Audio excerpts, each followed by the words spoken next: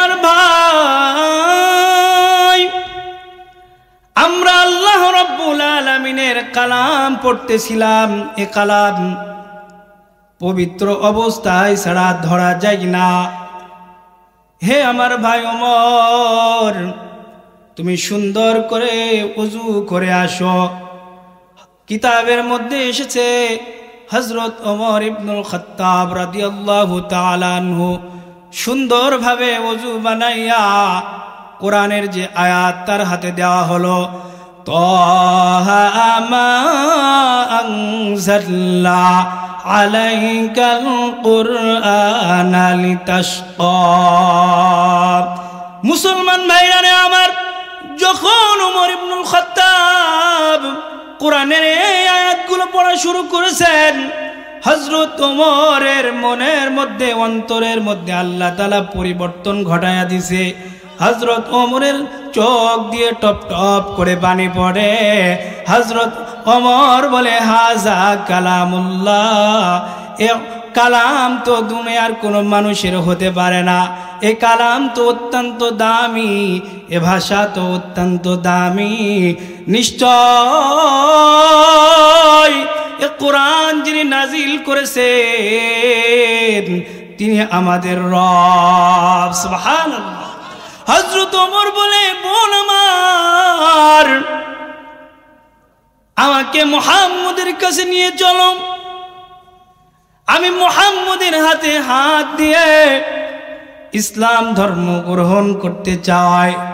কিতাবের মধ্যে এসেছে খুবাইব ইবনে আরাদ, যিনি কোরআন শিক্ষা দিতেছিলেন, উনি রুমের এক কোণা থেকে বাইর হয়ে এসে ওমরের সম্মুখে দাঁড়িয়ে তিনি হযরত ওমরকে বললেন, ওমর, আমি বুঝতে পেরেছি নবীজি যে তোমার জন্য দোয়া করেছিল হেদায়েতের, আল্লাহ রাব্বুল আলামিন হয়তো তা তোমার এই দোয়াকে কবুল করে নিয়েছে। সুবহানাল্লাহ। হযরত ওমর তার বোনের হাত ধরলেন এক হাত দিয়ে, আর এক হাত দিয়ে তার বোনের জামাইকে ধরে বললেন, মুহাম্মাদুর রাসূলুল্লাহর কাছে আমাকে নিয়ে চলো। আমি তার হাতে হাত দিয়ে ইসলাম ধর্ম গ্রহণ করতে চাই। ওমর উন্মুক্ত তরবারি মাজায় আছে, কোমরে আছে, তার বোন এবং বোনের জামাইকে নিয়ে রওনা দিয়েছে। সুবহানাল্লাহ। রাসূল সাল্লাল্লাহু আলাইহি ওয়াসাল্লাম দারে আরকামে বসা, যেখানে যারা মুসলমান নও মুসলিম তাদেরকে নবীজি দ্বীন শিক্ষা দিতেছিলেন, কোরআন শিক্ষা দিতেছিলেন। রাসূল কারীম সাল্লাল্লাহু আলাইহি ওয়াসাল্লাম রুমের মধ্যে বসা আছে।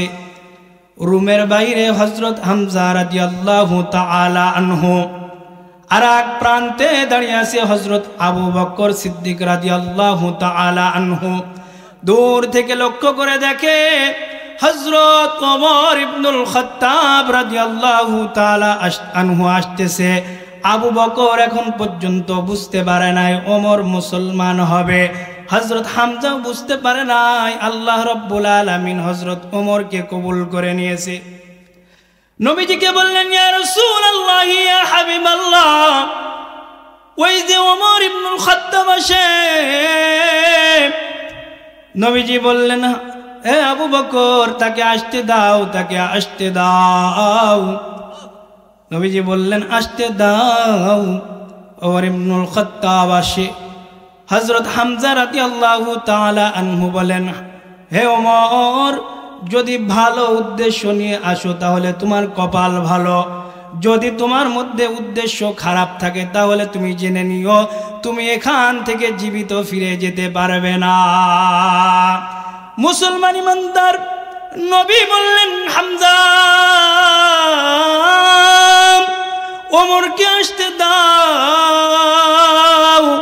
হযরত ওমর রাদিয়াল্লাহু তাআলা আনহুর জন্য রুম খুলে, দরজা খুলে দেওয়া হলো। ওমর ইবনুল খাত্তাব রাদিয়াল্লাহু তাআলা আনহু নবীজির সম্মুখে এসে দাঁড়িয়ে গেলেন। নবীজি হযরত ওমরের কোমরে এইভাবে আঙ্গুল দিয়ে খুশা মেরে বলল, হে ওমর, কেন এসেছো এখানে, কিসের জন্য এসেছো?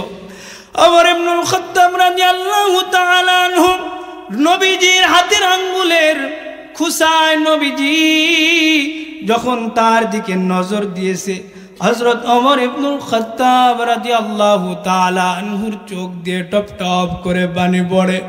ওমর বলে, ইয়া রাসূলুল্লাহ, আমি বুঝতে পারি নাই, আমি আপনাকে অনেক কষ্ট দিতে চেয়েছি, আমি আপনাকে অনেকভাবে লাঞ্ছনা, অনেকভাবে বঞ্চনা করেছি। ইয়া রাসূলুল্লাহ, আমারে কালিমা পড়ায়া দান, আমি মুসলমান হতে চাই। সুবহানাল্লাহ। নবীর হাতে হাতে ওমর ইবনুল খাত্তাব রাদিয়াল্লাহু তাআলা আনহু পড়ে নিলেন, লা ইলাহা ইল্লাল্লাহু ওয়া আন্নাকা মুহাম্মাদুর রাসূলুল্লাহ। ওমর নবীর হাতে হাত দিয়ে ইসলাম ধর্ম কালিমা পড়ে মুসলমান হয়ে গেলেন। নবীজিকে বললেন, ইয়া রাসূলুল্লাহ, আজ থেকে এই জমিনে গোপনে আমরা ইবাদত করব না। আল্লাহর রাসূল সাল্লাল্লাহু আলাইহি ওয়াসাল্লাম আল্লাহু আকবার ধ্বনি দিলেন। সাহাবায়ে কেরাম আল্লাহু আকবারের আওয়াজ দিয়ে পুরা মক্কা নগরী কম্পিত করলেন। নবীজিকে ওমর বললেন, ইয়া রাসূলুল্লাহ, আজ থেকে কোনো গোপনে ইবাদত হবে না, গোপনে আজান হবে না, বরং এ মক্কার জমিনে আমরা প্রকাশ্যে আল্লাহু আকবার ধ্বনি দিয়ে এ জমিনে আমরা আজান দিতে চাই, এ জমিনে আমরা আল্লাহর ইবাদত করতে চাই। রব্বাকা ফাকাব্বির। হযরত ওমর রাদিয়াল্লাহু তাআলা আনহু সাহাবায়ে কেরামকে নিয়ে উন্মুক্ত তরবারি নিয়ে মক্কার জমিনে বাইর হলেন। বললেন, কি আসো মায়ের বেটা, আসো, যে মুহাম্মদের দিকে এবং ইসলামের দিকে চোখ তুলে তাকাবা তার চোখকে উপড়িয়ে নেওয়া হবে। কি আসো মায়ের বেটা, যে ইসলামের উপরে আঘাত আনবা, মুসলমানদের উপরে আঘাত আনবা, মনে রাখবা তার মায়ের বুক খালি হয়ে যাবে। এ জমিনে বিধান চলবে আল্লাহ রাব্বুল আলামিন। হযরত ওমর রাদিয়াল্লাহু তাআলা আনহু আল্লাহু আকবার ধ্বনি দিয়ে মক্কা নগরী কম্পিত করলেন। আবু জাহেল, উতবা, সাইবা, কি ব্যাপার? ওমরকে পাঠাইলাম মুহাম্মদের গর্দান আনার জন্য, দেখি স্রোত উল্টা দিকে যায়, ওমর তো মুসলমান হয়েছে, সর্বনাশ। হযরত ওমর রাদিয়াল্লাহু তাআলা আনহুর আল্লাহু আকবার ধ্বনি শুনে মানুষেরা বুঝতে পারল ওমর ইবনুল খাত্তাব রাদিয়াল্লাহু তাআলা আনহু ইসলাম ধর্ম গ্রহণ করেছে। আমার ভাইয়েরা, এই ওমর রাদিয়াল্লাহু তাআলা আনহু এমন একজন সাহাবী যিনি খলিফাতুল মুসলিমিন ছিলেন, অর্ধ পৃথিবী শাসন করেছেন। ওমর ইবনুল খাত্তাব রাদিয়াল্লাহু তাআলা আনহু তিনি এমনভাবে ইনসাফ কায়েম করেছিল, নিজের সন্তান অপরাধ করেছিল, তাকেও যে শাস্তি দেওয়ার দরকার ছিল সে শাস্তি সে দিয়েছিল। প্রিয় হাজিরিন, আজ দেখবেন আমাদের জমিনের মধ্যে যদি এমপি হয়, মন্ত্রী হয়, সামান্য মেম্বার, চেয়ারম্যান হয়, নিজের সন্তান যদি অপরাধ করে সেটা বিভিন্নভাবে তা সে ঢেকে রাখে, মানুষকে সঠিকভাবে সে ন্যায় বিচার দেয় না, ঠিক কিনা বলে? প্রিয় হাজিরিন, ওমর ইবনুল খাত্তাব এমন একজন সাহাবী ছিলেন যিনি রাতের আধারে বাইর হতেন, দেখতেন আমার এই এলাকার মধ্যে এমন কোনো মানুষ আছে নাকি যে না খেয়ে আসে। ঘটনা আপনারা শুনেছেন। আমি আমার মূল আলোচনায় প্রবেশ করতে যাচ্ছি। ওমর ইবনুল খাত্তাব এত বড় একজন সাহাবী, যে সাহাবী দুনিয়া থেকে জান্নাতে সুসংবাদ পেয়েছিল। ওমর ইবনুল খাত্তাব রাদিয়াল্লাহু তাআলা আনহু তিনি এই জমিনে এমনভাবে ইনসাফ কায়েম করেছিল, তিনি প্রত্যেকটা জিনিস পুঙ্খানুপুঙ্খভাবে মানুষকে পৌঁছিয়ে দিতেন, বুঝিয়ে দিতেন। ওমর ইবনুল খাত্তাব রাদিয়াল্লাহু তাআলা আনহু এমন একজন জলিলুল কদর সাহাবী, তিনি কেমন ভয় করতেন আল্লাহ তাআলাকে, নিজেকে মুনাফিক হওয়া থেকে কেমন ভয় করতেন। কিতাবের মধ্যে এসেছে রাসূল করিম সাল্লাল্লাহু আলাইহি ওয়াসাল্লাম মৃত্যুর পূর্বে একজন সাহাবী যার নাম ছিল হুযায়ফাতুল ইয়ামান রাদিয়াল্লাহু তাআলা আনহু, তার কাছে আল্লাহর রাসূল মুনাফিকদের লিস্টি দিয়ে গিয়েছিল যে এই কজন মদিনায় মুনাফিক আছে। এটা ওমর ইবনুল খাত্তাব জানতেন যে ওই হুযায়ফাতুল ইয়ামানের কাছে নবীজি মুনাফিকদের তালিকা দিয়েছে। হযরত ওমর রাদিয়াল্লাহু তাআলা আনহু গভীর রজনীতে টপ টপ করে বৃষ্টি পড়ে, বৃষ্টির দিনে হুযায়ফাতুল ইয়ামান রাদিয়াল্লাহু তাআলা আনহুর বাড়ির দরজার কড়া নাড়িয়েছে। হযরত হুযায়ফাতুল ইয়ামান রাদিয়াল্লাহু তাআলা আনহু দরজা খুলে দেখে হযরত ওমর ইবনুল খাত্তাব অর্ধ জাহানের খলিফা আমিরুল মুমিনিন। হুযায়ফাতুল ইয়ামান বলে, খলিফাতুল মুসলিমিন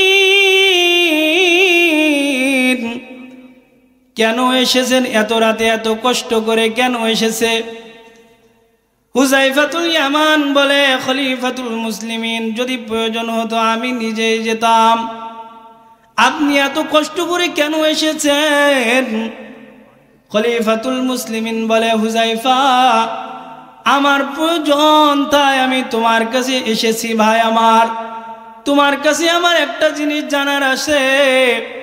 আল্লাহর রাসূল সাল্লাল্লাহু আলাইহি ওয়াসাল্লাম মুনাফিকদের লিস্টি তোমার কাছে দিয়েছে। ভাই আমার, আমাকে কি বলা যাবে আমি ওমরের নাম ওই লিস্টির মধ্যে আছে কিনা? কত বড় একজন সাহাবী নিজেকে আশঙ্কা করছে, আমি কি মুনাফিক হয়ে গেলাম? না জানি কোন অন্যায়ের কারণে, আমি অপরাধের কারণে কি মুনাফিক হয়ে গেলাম? নবীজি কি আমার নাম দিয়েছে? হুযায়ফাতুল ইয়ামান বলেন, খলিফাতুল মুসলিমিন এটা তো সিক্রেট বিষয়, গোপন বিষয়, বলা যাবে না। খলিফাতুল মুসলিমিন বলে, ভাই আমার যদি বলতে আমার নাম ওই লিস্টির মধ্যে আছে কিনা? হুযায়ফাতুল ইয়ামান বলেন, নবীজি নিষেধ করেছেন এই লিস্টের কথা বলা যাবে না। ওমর ইবনুল খাত্তাব রাদিয়াল্লাহু তাআলা আনহু বলেন, ভাই ঠিক আছে, তবে একটা বিষয় আমারে বলো, আমি ওমর যদি মারা যাই, হে হুযায়ফা ভাই আমার, আপনি কি আমার জানাজায় উপস্থিত হবেন? জানাজায় যাবেন কিনা? হুযায়ফাতুল ইয়ামান চোখ দিয়ে টপ টপ করে পানি ছেড়ে দিয়েছেন। বলেন, খলিফাতুল মুসলিমিন আপনি কি বলেন? অর্ধ জাহানের খলিফা আমিরুল মুমিনিন আপনি মৃত্যুবরণ করবেন আর আপনার জানাজায় আমি উপস্থিত হব না, এটা কি হতে পারে? হযরত ওমর আল্লাহু আকবার বলে চিৎকার করে দিয়েছে। হযরত ওমর বলে, আমি বুঝতে পেরেছি তাহলে আমার নাম ওই মুনাফিকের লিস্টে নাই, কারণ আমার ভাই হুযায়ফা যারা মুনাফিক তাদের জানাজায় অংশগ্রহণ করে না। সুবহানাল্লাহ, আরো জোরে বলেন সুবহানাল্লাহ। প্রিয় হাজিরিন, এমন একজন সাহাবী, এমন একজন খলিফা ছিল ওমর ইবনুল খাত্তাব রাদিয়াল্লাহু তাআলা আনহু।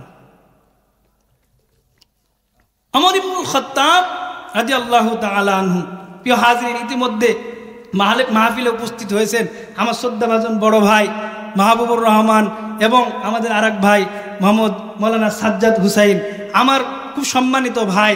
মানে আল্লাহ রব্বুল আলামিনের কাছে দোয়া করি আল্লাহ রব্বুল আলামিন যেন ভাইদেরকে ইসলামের জন্য কবুল করেন, সকলে বলেন আমিন। প্রিয় হাজিরিন, আমি আলোচনা দীর্ঘায়িত করব না, প্রধান মেহমান উপস্থিত হয়ে গেছে ইতিমধ্যে, ঠিক টাইম মতো চলে আসবে। আমি বলতে চাই, এদেশ যদি ইসলাম দ্বারা পরিচালিত হয়, এদেশ রাষ্ট্র যদি কোরআন দ্বারা পরিচালিত হয়, তাহলে এদেশে মানুষ শান্তিতে বসবাস করবে, প্রত্যেকটি মানুষ তার ন্যায্য অধিকার ফিরে পাবে, ইনসাফ ফিরে পাবে। আমি বলতে চাই, যেমন আম গাছ লাগিয়ে আপেলের আশা করা যায় না, এ বাংলাদেশ সহ অন্যান্য জায়গায় গণতন্ত্র দিয়ে ইনসাফ কখনো কায়েম হবে না। ইনসাফ যদি কায়েম হতে হয়, আল্লাহর জমিন, আল্লাহর আইন চলবে। আল্লাহ রব্বুল আলামিনের আইন যদি এ দেশে চলে, তাহলে প্রত্যেকটি মানুষ তার ইনসাফ সে ফিরে পাবে। ঠিক কিনা বলে? প্রিয় হাজিরিন, আজ দেখবেন বাংলাদেশ নিয়ে বিভিন্ন ষড়যন্ত্র হচ্ছে।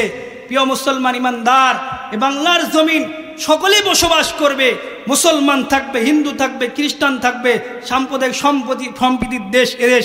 কিন্তু আজ বাংলার জমিনে আমরা দেখেছি গোটা 15 বছরে মুসলমানরা মাহফিল করবে, সহজে মাহফিল করতে পারে নাই। উলামায়ে কেরাম মাহফিলে আল্লাহ তাআলার মুবারক ইবাদত জিহাদের কথা বলেছে, তাদেরকে জঙ্গি বলে গ্রেফতার করা হয়েছে। আপনারা দেখেছেন এ বাংলার জমিনে বিভিন্ন জায়গা থেকে আলেম ওলামাদেরকে গ্রেফতার করে, মাদ্রাসা থেকে গ্রেফতার করে সম্মুখে কিছু বই রেখে ফাজাইলে আমল সহ একদম তাবলিগের একদম সাদামাটা কিতাব অন্যান্য বই রেখে বলেছে জিহাদি বই পাওয়া গেছে। তাদেরকে বিভিন্নভাবে গ্রেফতার করে শত শত বছর, শত শত দিন তাদেরকে জেলখানায় আবদ্ধ করা হয়েছে, ঠিক কিনা? প্রিয় হাজিরিন, আবার দেখবেন এ মানুষগুলো মুক্তিযুদ্ধর নাম নিয়ে অনেক নাচানাচি করেন। মুক্তিযুদ্ধর নাম শুনলে খুশি হন, আর জিহাদের নাম শুনলে বেজার হন। মুক্তিযোদ্ধা যুদ্ধ কি বসে থেকে করেছেন, নাকি ওটাও যুদ্ধ ছিল? যুদ্ধ আল্লাহর দ্বীনের জন্য, দেশের জন্য সকলেই যারা যুদ্ধ করে সেটা জিহাদ বলা হয়। প্রিয় হাজিরিন, আজ দেখবেন এ বাংলার জমিনে মুসলমানদের ভিতরে বিভেদ সৃষ্টি করার জন্য, এ বাংলাদেশকে অস্থিতিশীল তৈরি করার জন্য ইসকন নামীয় সংগঠন বিভিন্নভাবে আক্রমণ করার চেষ্টা করেছে। এই উগ্রবাদী সংগঠন ইসকন, আজ দেখবেন চট্টগ্রামে কিছুদিন আগে একজন সরকারি আইনজীবী যে ইসকনের বিরুদ্ধে লড়ার কারণে তাকে আক্রমণ করে জবাই করে দেওয়া হয়েছে।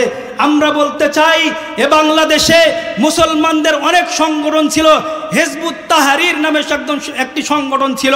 উগ্রবাদিতার কারণে, সন্ত্রাসীর কারণে তাদেরকে নিষিদ্ধ করা হয়েছে।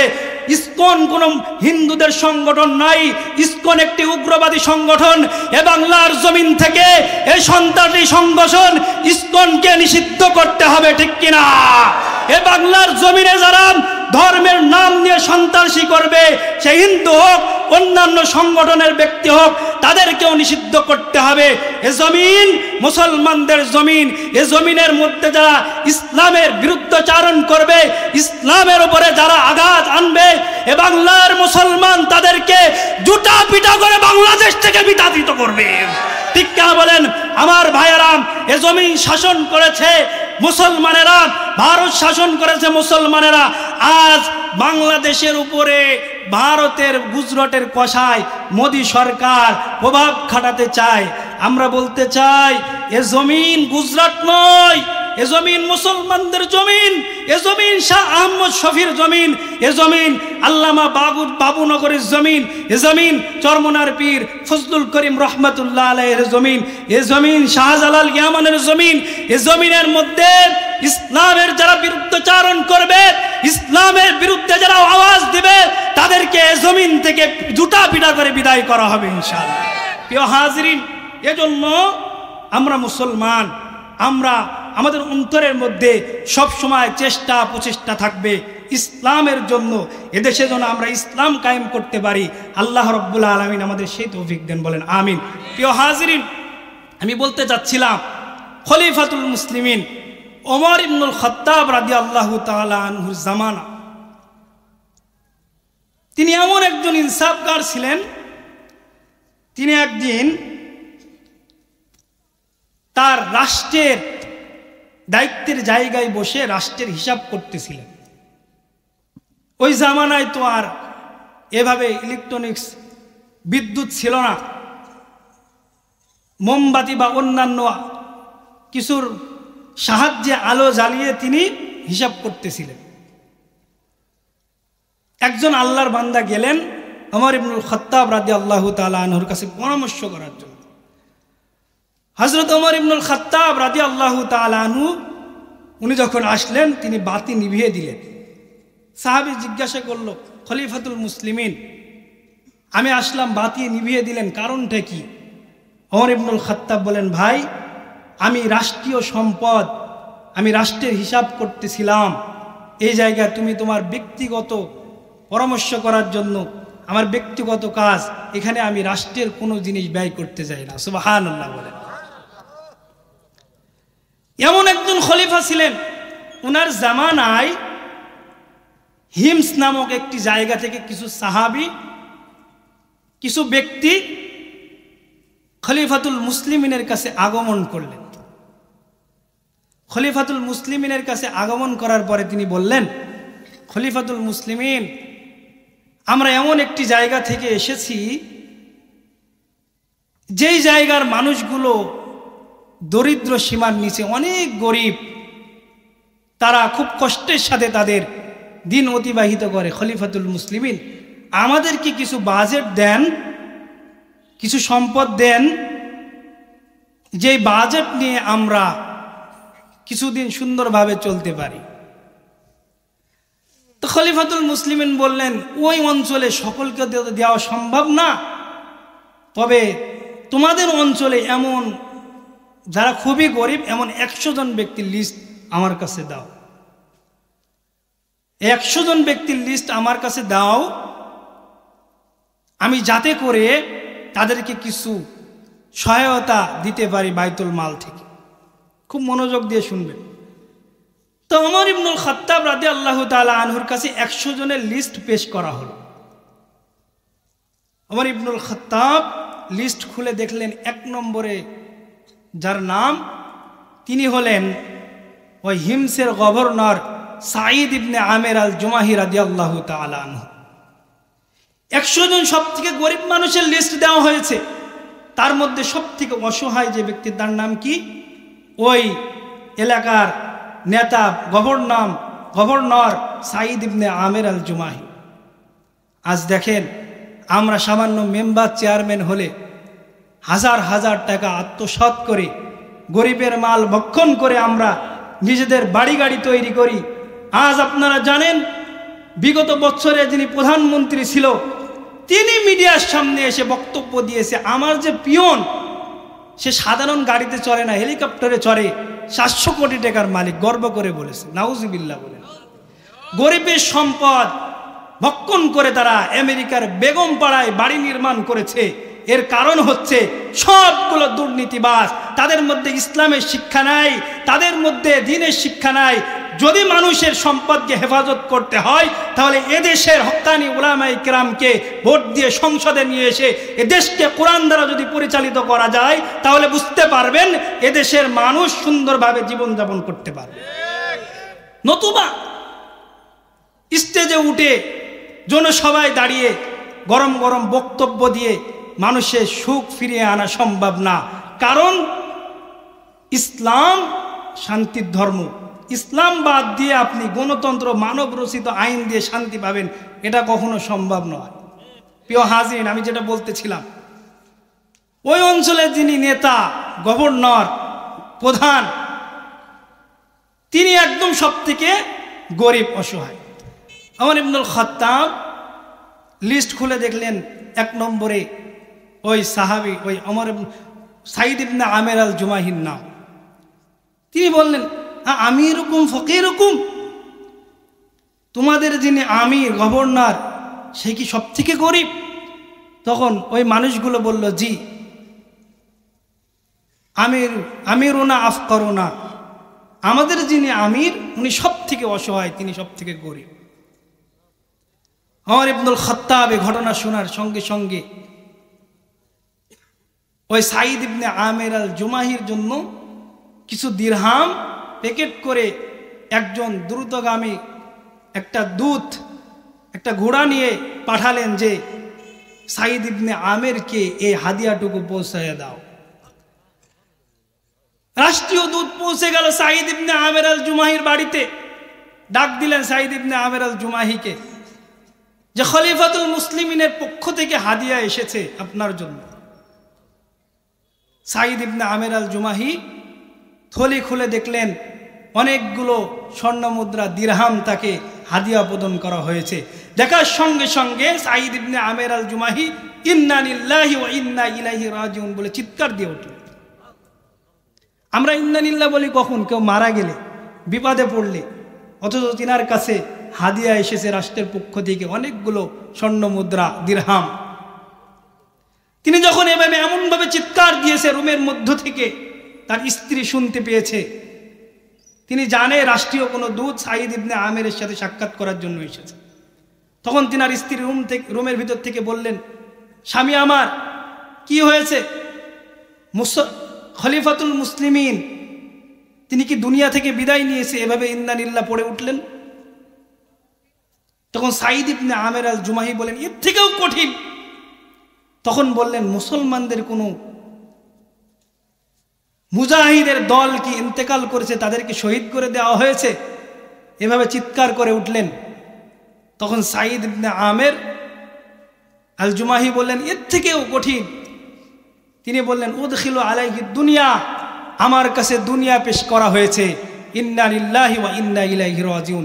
তার স্ত্রীকে বললেন, যতক্ষণ পর্যন্ত এই দিরহামগুলো গরিবের মাঝে বন্টন করে না দেওয়া হবে ততক্ষণ পর্যন্ত আমি এই রুমে উঠব না। সুবহানাল্লাহ বলেন। প্রিয় হাজরিন, তখন তিনি যখন এ কথা বললেন, ওই সম্পদগুলো তার স্ত্রী মানুষের মাঝে বন্টন করে দিলেন। সাঈদ ইবনে আমের এই অবস্থা দেখে রাষ্ট্রীয় দূত ওমর ইবনুল খাত্তাবের কাছে চলে গেলেন, গিয়ে বললেন, খলিফাতুল মুসলিমিন এমন একজন আল্লাহর বান্দার কাছে পাঠিয়েছেন, সে দুনিয়া গ্রহণ করতে চায় না, দুনিয়ার সম্পদ সে গ্রহণ করতে চায় না, সবকিছু মানুষের মাঝে বন্টন করে দিয়েছে। খলিফাতুল মুসলিমিন অবাক হয়ে গেলেন। আল্লাহর রাসূলের সাহাবী, তিনি সিদ্ধান্ত নিলেন, ওই সাহাবীর সাথে আমি সাক্ষাৎ করতে চাই, আমি নবীজির ওই সাহাবীকে আমি দেখতে চাই। নবীজির দুইজন সাহাবী ছিল, যেই দুইজন সাহাবী দুনিয়াদারি কিছুই গ্রহণ করে নাই। একজনের নাম হলো হযরতে আবু যার গিফারি, সুবহানাল্লাহ বলেন। আরেকজন হচ্ছে সাঈদ ইবনে আমের আল জুমাহি রাদিয়াল্লাহু তাআলা আনহু। গিফারি খাদেমে খৈরুল বশর, খিদমতু মে জিন্দেগি ভর না বানায়া আপনা ঘর। নবীজির সাহাবী, নবীজির খেদমত করতে গিয়ে নিজের ঘর পর্যন্ত বানায় নাই, এমন একজন সাহাবী ছিল আবু যার গিফারি। মুসলমান ইমানদার, আমি যেটা বলতে চাচ্ছিলাম, হযরত ওমর ইবনুল খাত্তাব রাদিয়াল্লাহু তাআলা আনহু ঘোষণা দিয়ে দিল, হিমসে অমুক দিন আমি সফর করব। সাহাবায়ে কেরামকে বললেন, হিমস নগরীতে অমুক দিন আমি সফর করব, জানিয়ে দাও। অর্ধজাহানের খলিফা ওমর ইবনুল খাত্তাব আসবে জনগণের সাথে সাক্ষাৎ করার জন্য, সাঈদ ইবনে আমের আল জুমাহির সাথে সাক্ষাৎ করার জন্য। ঘোষণা করে দেওয়া হলো, খলিফাতুল মুসলিমিন হিমস নগরীর মধ্যে আসবেন সাঈদ ইবনে আমের আল জুমাহির সাথে সাক্ষাৎ করবার জন্য। নবীজির সাহাবী সাঈদ ইবনে আমের আল জুমাহি রাদিয়াল্লাহু তাআলা আনহু তার অঞ্চলের মানুষগুলোকে জানিয়ে দিল, আমিরুল মুমিনিন আসবেন, অমুক দিন সকলকে উপস্থিত হতে হবে।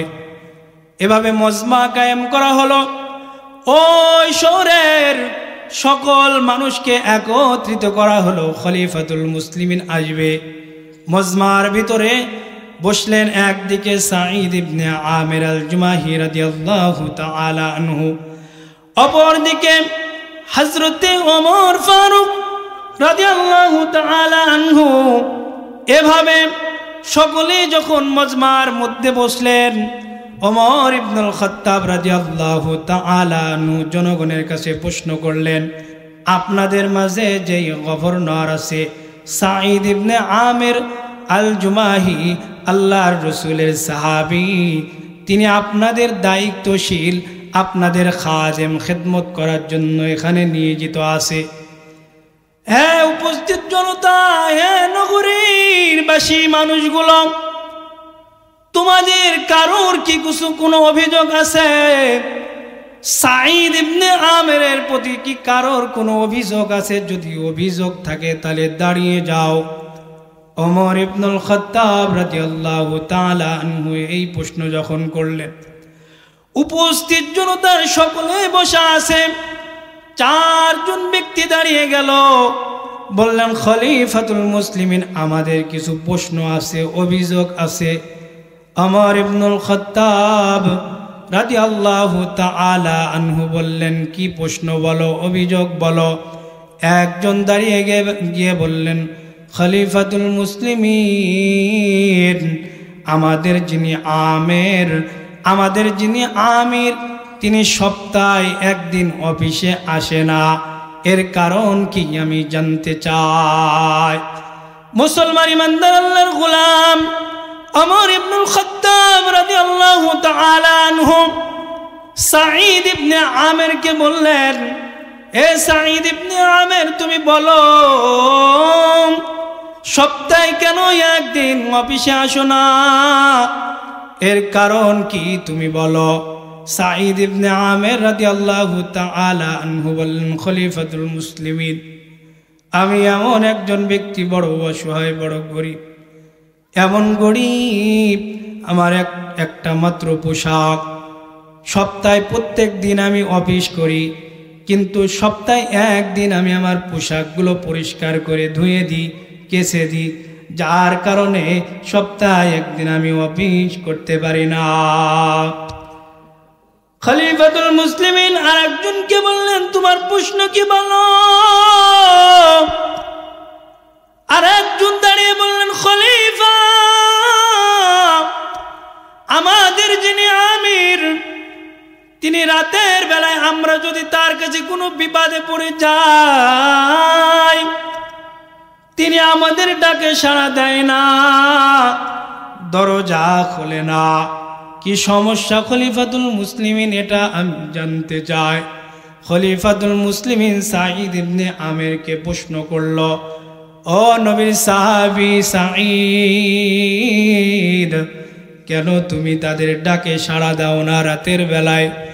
খলিফাতুল মুসলিমিন গভর্নর সাঈদ ইবনে আমের বললেন, এ খলিফা, আমার বিষয়টা বড় সিক্রেট, গোপন বিষয়, আমি মানুষের মাঝে প্রকাশ করতে চাই না, আমি বলতে চাই না, আপনার কাছে অনুরোধ, বিষয়টা আমি বলতে চাই না।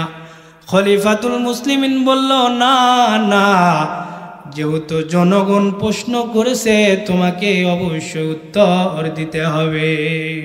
সুবহানাল্লাহ। মুসলমান ভাইরা আমার, সাঈদ ইবনে আমের নবীর সাহাবী বললেন, খলিফাতুল মুসলিমিন, কসসামতু হায়াতি, আমি আমার হায়াতকে দুই ভাগে, আমি আমার সময়কে দুই ভাগে ভাগ করেছি, আমার হায়াতকে আমি দুই ভাগে ভাগ করেছি। এক ভাগ হলো বাইনাল্লাহ, আমার আল্লাহর জন্য, আর একটা হচ্ছে বাইনাল আবদুল্লাহ, আর এক ভাগ হলো আমার জনগণের জন্য। দিনের বেলায় আমি জনগণের খেদমত করি, খাদেম, সকল সমস্যার সমাধানগুলো আমি করি। খলিফাতুল মুসলিমিন, তবে রাতের বেলায় আমি আমার সময়কে আমার আল্লাহর জন্য বরাদ্দ করেছি। আমি রাতের বেলায় দরজা লাগাইয়া আমি আমার আল্লাহর ইবাদত করি, নামাজ পড়ি, তাহাজ্জুদ পড়ি, জিকির আজগার করি, আমার আল্লাহর সিজদায় পড়ে থাকি। খলিফাতুল মুসলিমিন, এই জন্য রাতের বেলায় ডাক দিলে আমি সাঈদ দরজা খুলতে পারি না। সুবহানাল্লাহ। মুসলমান আল্লাহর গোলাম খলিফাতুল মুসলিমিন বলেন, তৃতীয় নম্বর প্রশ্ন করো। একজন ব্যক্তি দাঁড়িয়ে গেল, দাঁড়িয়ে বলল, খলিফাতুল মুসলিমিন, আমাদের যিনি আমির, যিনি গভর্নর, তিনি প্রত্যেক দিন অফিস করে, একটু দেরি করে আসে। ওমর ইবনুল খাত্তাব জিজ্ঞাসা করল, এ সাঈদ, কেন দেরি করে আসো?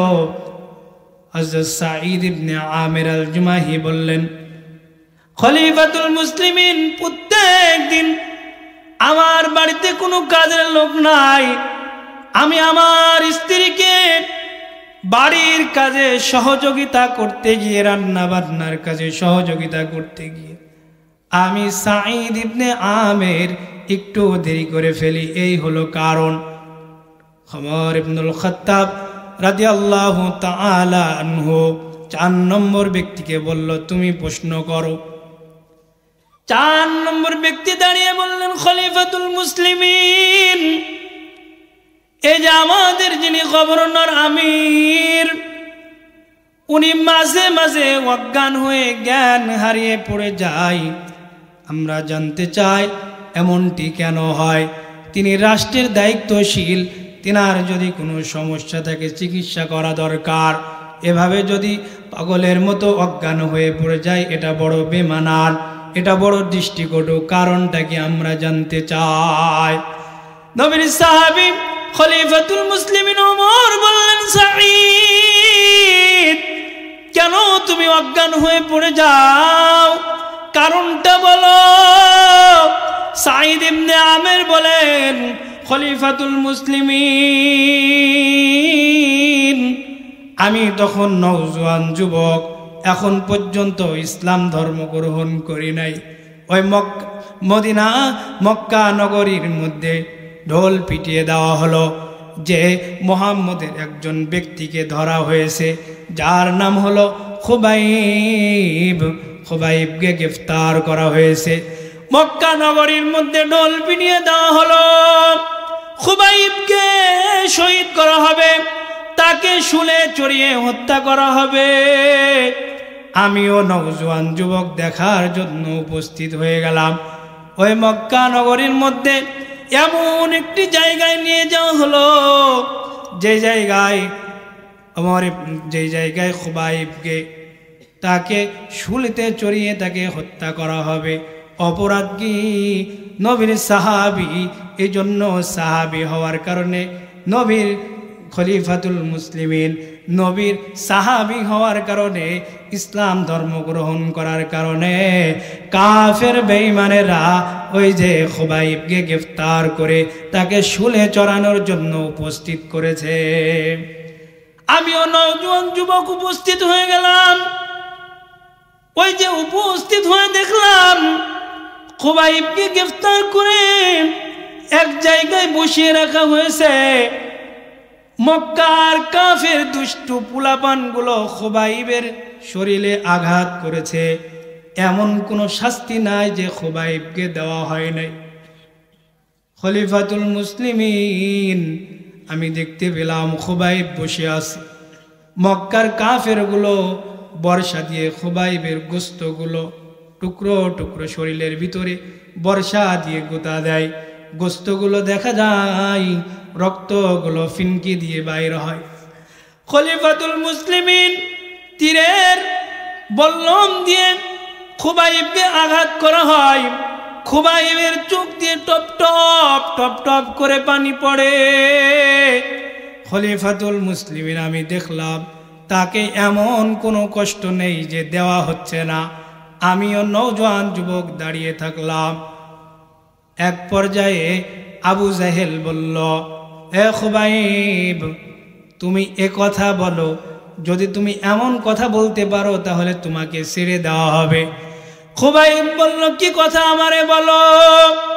আবু জাহেল বলল, খুবাইব, তোমার জায়গায় যদি মুহাম্মদকে নিয়ে এসে শুলিতে চড়ানো হতো তোমাকে ছেড়ে দেওয়া হবে, এমন কথায় কি তুমি রাজি আসতো? খুবাইব বলে, আবু জাহেল শোন, আমি নবীজির এমন একজন আশিক, আমি নবীজির এমন একজন মুহাব্বতের মানুষ, আমি নবীজিকে এমন ভাবে ভালোবাসি। আমার নবী ওই মদিনার রাস্তা দিয়ে হাঁটবি, আর আমার নবীর পায়ে কাঁটা ফুটবে, আমার নবীর গায়ে ফুলের আঁচড় লাগবে। আমি খুবাইব যদি শুনতে পাই তাহলে আমি খুবাইব কলিজা ফেটে দুনিয়া থেকে বিদায় হয়ে যাব। আমি এমন একজন নবীর সাহাবী, নবীর গায়ে ফুলে টোকা লাগবে এটাও আমি পছন্দ করি না। নবীর গায়ে কেউ আঘাত করুক, নবীর পায়ে কাটা ঢুকুক, এটাও আমি কখনো পছন্দ করি না। আবু জাহেল রাগান্বিত হয়ে গেল। আবু জাহেল খুবাইবকে বলল, কাফেররা খুবাইবকে বলল, কিছুক্ষণের মধ্যে তোমাকে শুলিতে চড়ানো হবে, তোমাকে তো শুলিতে চড়ানো হবে। তোমার কি কোনো দাবি দেওয়া আছে? মৃত্যুর পূর্বে তোমার কি কোনো আশা আছে খুবাইব? যদি কোনো আশা থাকে তাহলে আমাদেরকে বলো। খুবাইব বলল, কোনো আশা নাই, তবে হ্যাঁ, মৃত্যুর পূর্বে আমি আমার আল্লাহর সাথে কথা বলতে চাই। আমি আল্লাহর সাথে কথা বলতে চাই, আমি 2 রাকাত নামাজ আদায় করতে চাই, যদি আমাকে সময় দেওয়া হয়। কাফেররা বলল ঠিক আছে, তোমাকে সময় দেওয়া হলো। সাঈদ ইবনে আমির বলে, আমি নওজোয়ান যুবক দাঁড়িয়ে আছি, আমার চোখ দিয়ে টপ টপ করে পানি পড়ে খুবাইবের উপরে অত্যাচার দেখে খুবাইব সুন্দরভাবে ওযু করলো। আমি তখন কাফের ছিলাম, নামাজ বুঝতাম না। দেখলাম খুবাইব সুন্দরভাবে ওযু করলো, ওযু বানায়া সুন্দরভাবে নামাজে দাঁড়িয়ে গেল। মুখ দিয়ে যেন গুনগুন করে কি পড়তে লাগলো। সুন্দরভাবে রুকু করলো, সুন্দরভাবে সেজদা করলো, 2 রাকাত নামাজ, তাশাহুদ পড়লো, দরুদ শরীফ পড়লো, যা যা পড়া দরকার সুন্দরভাবে দেখলাম, আমলগুলো করলো, সালাম ফিরাইয়া দিল। খুবাইব টপ টপ করে চোখ দিয়ে পানি পড়ে। খুবাইব বলল, তোমরা যদি আকাঙ্ক্ষা করতে, আমার মনের মধ্যে হলো তোমরা এই আকাঙ্ক্ষা করবে।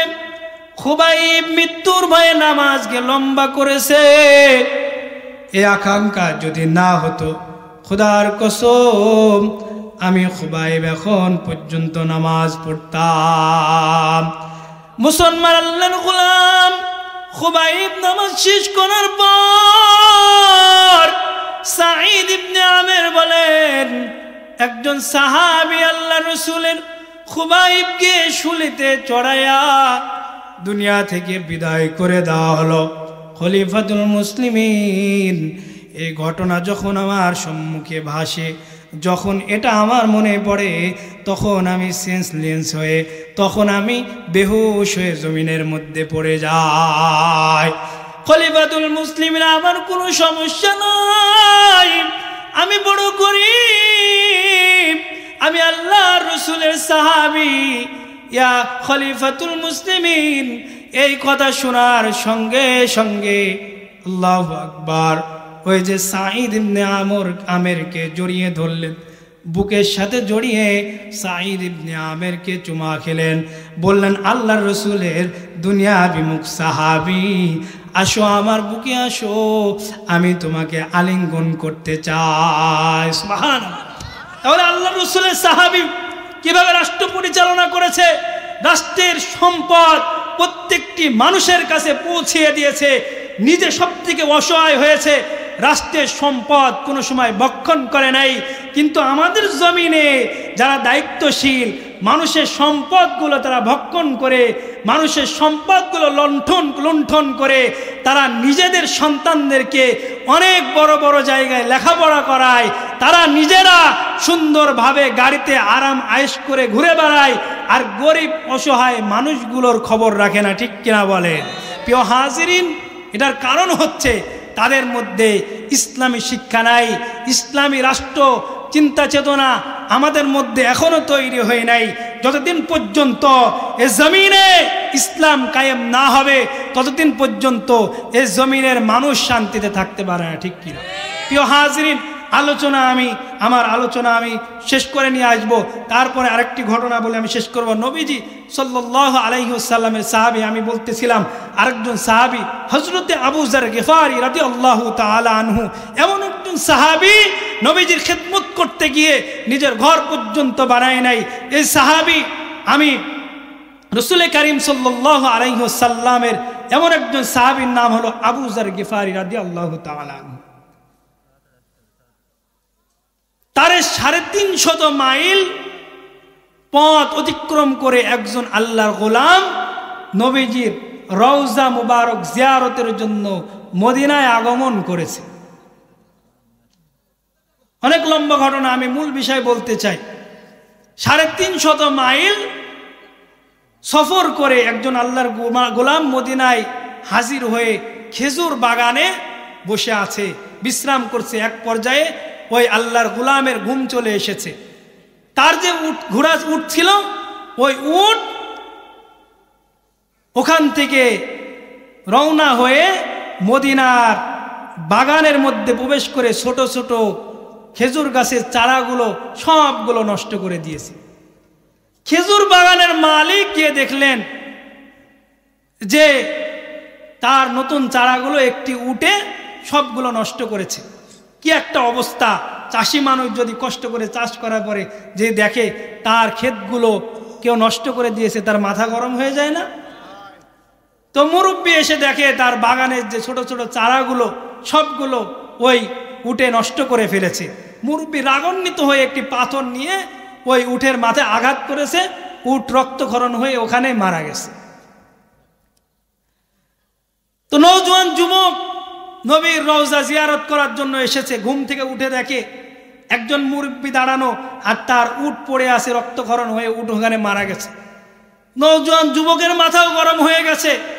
তার সম্বল উট যেটাতে আরোহণ করে মদিনায় এসেছে, ওই নওজোয়ান যুবক একটি পাথর নিয়ে ওই মুরব্বির উপরে আক্রমণ করেছে, মুরব্বিও মারা গেছে। বিরাট বড় অন্যায় করে ফেলেছে। নওজোয়ান যুবক দাঁড়িয়ে আছে, মানুষ হত্যা করে ফেলেছে, খলিফাতুল মুসলিমিনের জামানা, আমি তো বড় অন্যায় করে ফেললাম। এখন যদি আমাকে গ্রেফতার করা হয়, হত্যার বদলে হত্যা, আমাকেও তো হত্যা করে ফেলা হবে, আমি পালিয়ে যাব। তিনি ভাবতে লাগলেন, না, পালিয়ে গেলেও তো আল্লাহ রব্বুল আলামিনের কাছে জবাব দিতে হবে। তো নওজোয়ান যুবক দাঁড়িয়ে আছে, সন্ধ্যা নেমে যায়, বাগানের মালিক ফেরে না বাসাতে, মুরব্বি, কারণ ফিরবে কি করে, সে তো সেখানে ইন্তেকাল করেছে। তার সন্তানগুলো এসে দেখে তার বাবার লাশ পড়ে আছে, উটো পড়ে আছে, একজন নওজোয়ান যুবক দাঁড়িয়ে আছে।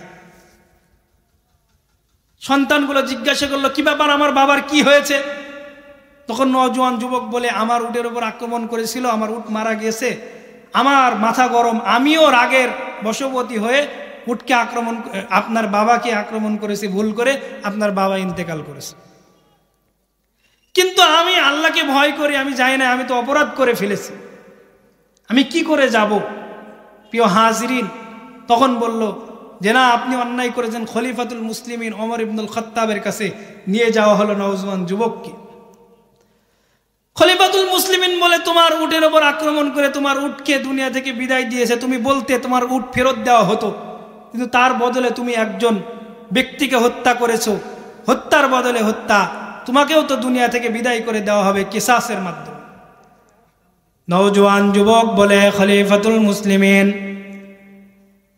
আমি বড় অন্যায় করে ফেলেছি, কিন্তু আমি আল্লাহকে ভয় করি, আখিরাতকে ভয় করি।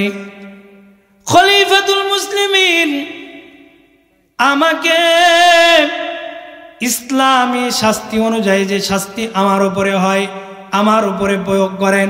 তবে খলিফাতুল মুসলিমিন আমার একটা দাবি আছে। কি দাবি? খলিফাতুল মুসলিমিনকে বললেন, আমার যে এলাকা থেকে আমি এসেছি ওই এলাকায় ইহুদি ব্যক্তি আমার কাছে কিছু সম্পদ পায়, কিছু টাকা পায়, আমি আপনার কাছে অনুমতি চাই, আমাকে সুযোগ দেওয়া হোক, আমি এই সম্পদগুলো তাকে পরিশোধ করে, ঋণ পরিশোধ করে আবার ফিরে আসতে পারি। খলিফাতুল মুসলিমিনকে বললেন, আমাকে অনুমতি দেওয়া হোক, আমি যেন আমার এই ঋণ পরিশোধ করে আবার এখানে ফিরে আসতে পারি। কারণ আমি যদি ইহুদির ঋণ পরিশোধ না করি তাহলে সারা জীবন ইহুদিরা আমাকে গালি দিবে যে আমি মানুষের সম্পদ ভক্ষণ করেছি, মুসলমানরা মানুষের সম্পদ নষ্ট করেছে, এজন্য আমাকে একটু সুযোগ দেওয়া হোক, আমি যাতে করে আমার এই ঋণ পরিশোধ করে আসতে পারি। খলিফাতুল মুসলিমিন বললেন, তোমাকে সুযোগ দেওয়া হবে, তুমি যদি আবার না আসো তাহলে কি হবে? তখন খলিফাতুল মুসলিমিন বলল, তোমাকে সুযোগ দেওয়া যেতে পারে, তবে একটা শর্ত আছে, তোমার পরিবর্তে যদি তোমার কোনো ভাইকে এখানে জামিনদার রাখতে পারো তাহলে তোমাকে সুযোগ দেওয়া হবে, নতুবা তোমাকে সুযোগ দেওয়া হবে না। নওজোয়ান যুবক বললেন, আমি অনেক দূর থেকে 300 মাইল 350 মাইল পথ অতিক্রম করে এখানে এসেছি, 350 মাইল পথ অতিক্রম করে এসেছি, আমি কিভাবে আমার আত্মীয় স্বজন এখানে নাই, জামিনদার রাখবো এমন ব্যক্তি নাই। খলিফাতুল মুসলিমিন, আমার ভাই যদি এ জমিনে থাকতো তাহলে আমি তাকে জামিনদার রাখতাম, যেহেতু আমার এখানে কেউ নাই, জামিনদার রাখার মতো কেউ নাই। এক প্রান্ত থেকে একজন সাহাবী দাঁড়িয়ে গেল, যার নাম হলো আবু যার গিফারি রাদিয়াল্লাহু তাআলা আনহু। তিনি বললেন, খলিফাতুল মুসলিমিন রাসূল করিম সাল্লাল্লাহু আলাইহি ওয়াসাল্লামের কাছে আমি শুনেছি আল মুসলিম আখুল মুসলিম, একজন মুসলমান অপর মুসলমানের ভাই, খলিফাতুল মুসলিমিন। আমার নবীজির মুখ থেকে আমি শুনেছি একজন মুসলমান অপর মুসলমানের ভাই, সুতরাং আমি আমার ভাইয়ের জামিনদার হতে চাই। খলিফাতুল মুসলিমিন তাকে সুযোগ দেওয়া হোক, ইহুদির ঋণ পরিশোধ করে সে আবার এই মদিনায় ফিরে আসবে। আবু যার গেফারিকে বলল, দেখো ওই ব্যক্তি যদি এখানে ফিরে না আসে তাহলে কিন্তু ওর জায়গায় তোমাকে ফাঁসিতে ঝোলানো হবে। প্রিয় হাজিরিন, লম্বা ঘটনা সংক্ষিপ্ত, যেহেতু প্রধান অতিথি ইতিমধ্যে মঞ্চের মধ্যে আগমন করবেন, তখন খলিফাতুল মুসলিমিন বললেন, দেখো তোমার জায়গায় ওই আবু যার গেফারি ওই ব্যক্তি যদি না আসে, নওজোয়ান যুবক, তাহলে তোমাকে কিন্তু ফাঁসিতে দেওয়া হবে। নির্দিষ্ট টাইম দেওয়া হলো, ওই সময়ের মধ্যে ফিরে আসতে হবে। নওজোয়ান যুবক চলে গেলেন, ইহুদির ঋণ পরিশোধ করলেন। ঋণ পরিশোধ করার পরে ওই সাহাবীর কাছে, তার বাবা মার কাছে মাপ চাইলেন। বাবা, আমার মা, আমি অন্যায় করেছি, মদিনায় একজন ব্যক্তিকে আমি হত্যা করেছি, আবার আমাকে সেখানে ফিরে যেতে হবে। হত্যার বদলে হত্যা নয়, আল্লাহ রব্বুল আলামিনের কাছে আমাদের জবাবদিহিতা করতে হবে। আমি আবার ফিরে যাব, মা আমাকে মাফ করে দিও। বাবাকে বলল, বাবা তুমি আমাকে মাফ করে দিও।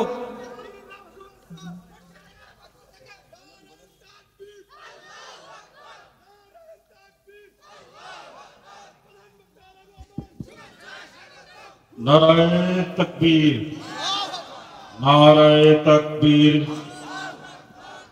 প্রধান বক্তার আগমন, শুভেচ্ছা স্বাগতম। শশীডাঙ্গা গ্রামবাসীর পক্ষ থেকে। প্রিয় হাজিরিন, যে কথা বলতেছিলাম, প্রধান মেহমান আমাদের মঞ্চে ইতিমধ্যে আগমন করেছে। আমার বয়ান আমি শেষ করে দিব, আমি ঘটনাটি বলে শেষ করে দিতে যাচ্ছি। তখন ওই নওজোয়ান যুবক পিতামাতার কাছে মাপ নিয়ে মদিনার উদ্দেশ্যে আগমন করলেন। মদিনার উদ্দেশ্যে আগমন করে ওই নওজোয়ান যুবক তখন কি করলেন, যখন ফিরে আসতেন, ফাঁসির সময় হয়ে যাচ্ছে, বিচার কার্য ওমর ইবনুল খাত্তাব পরিচালিত করবেন, কিন্তু ওই নওজোয়ান যুবক এখনো পৌঁছাইতে পারে নাই। মদিনার মধ্যে কান্নার রোল পড়ে গেছে। একজন নিষ্পাপ সাহাবী হযরত আবু যার গেফারিকে ফাঁসিতে দেওয়া হবে, একজনের পরিবর্তে সকলেই কান্না করে। সকলেই কান্না করে। যখন আমার হযরত আবু যার গেফারিকে ফাঁসিতে ঝুলাবে, দূর থেকে কে যেন ঘোড়া নিয়ে আসতেছে, দৌড়িয়ে আসতেছে ঘোড়া নিয়ে, বলে, খলিফাতুল মুসলিমিন, আমার ভাই আবু যার গেফারিকে ফাঁসিতে ঝুলায়েন না, অনেক দূর থেকে আসতে গিয়ে আমার দেরি হয়েছে। আমার কলিজার ভাই আবু যার গেফারি, সে তো অন্যায়কারী না, আমিও অন্যায়কারী না, কিন্তু আমার নফসের কারণে আমি অন্যায় করে ফেলেছি। আমি তো চাই না দুনিয়া থেকে অপরাধী হয়ে বিদায় নিতে। খলিফাতুল মুসলিমিন, আমাকে বিচার কার্য আমার উপরে প্রয়োগ করা হোক, দুনিয়া থেকে আমাকেও বিদায় করে দেওয়া হোক। দেখলেন, কোনো ব্যক্তি যদি অন্যায়কারী হয় তাহলে অপরাধ করে আবার তার এলাকা থেকে ফিরে আসতে পারে না। এই ব্যক্তি আসলে অপরাধী না। ওই ব্যক্তি সন্তানরা বলল, খলিফাতুল মুসলিমিন, আমরা আর চাই না আমার বাপের বিচার, ওই ব্যক্তিকে আমরা মাফ করে দিলাম। সুবহানাল্লাহ। প্রিয় হাজিরিন, আমি বলতে চাচ্ছি আমাদের মুসলমান ভাইয়ের ভিতরে কেমন সম্পর্ক থাকা দরকার। আবু যার গেফারি নিজের জীবন দিয়ে দিতে চেয়েছিল তার ভাইয়ের জন্য। প্রিয় হাজিরিন, আমরাও বলতে চাই, আজ বিশ্বে মুসলমানদের উপরে যদি অত্যাচার করা হয়, ফিলিস্তিনের মা বোনদের উপরে যদি অত্যাচার করা হয়, এ বাংলার জমিন থেকে আমরাও জানিয়ে দিতে চাই, এ জমিনের মধ্যে যারা মুসলমানদের উপরে আক্রমণ করবে, উলামায়ে কেরামের উপর আক্রমণ করবে, আমরা বলতে চাই এ জমিন থেকে তাদেরকে জুতা পিটা করে বিতাড়িত করা হবে। ঠিক কিনা?